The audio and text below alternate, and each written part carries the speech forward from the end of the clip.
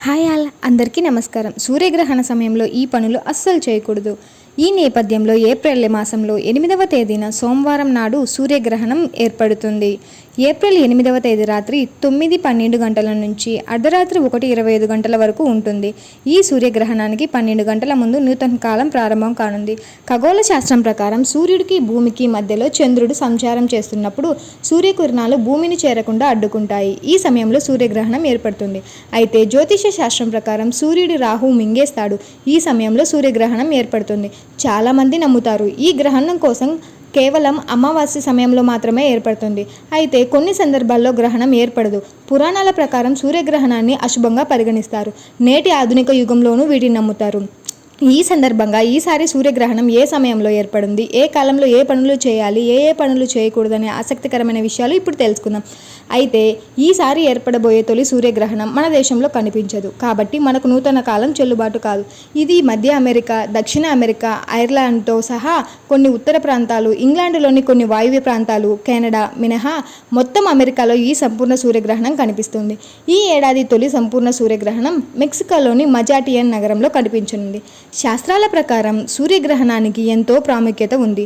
గ్రహణ సందర్భంలో పవిత్రమైన నదీ తీర ప్రాంతాల్లో జపం చేసుకుంటే శుభ ఫలితాలు వస్తాయని పండితులు చెబుతున్నారు.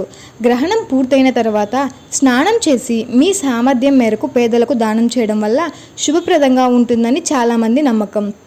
సూర్యగ్రహణం వేళ గర్భిణులపై ఎక్కువ ప్రభావం ఉంటుందని చాలామంది నమ్ముతారు.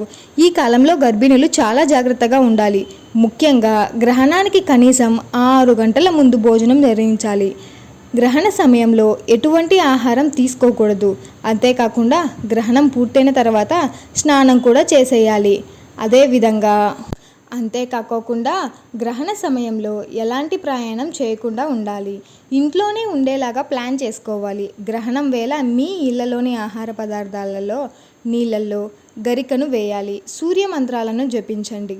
గ్రహణానికి 6 గంటల ముందే పనులన్నీ పూర్తి చేయాలి.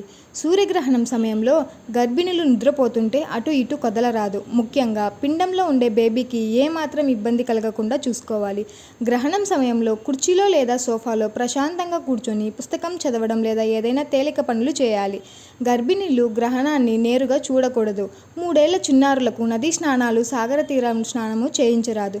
గ్రహణ సమయంలో ఎక్కువ దూరం ప్రయాణం చేయకూడదు.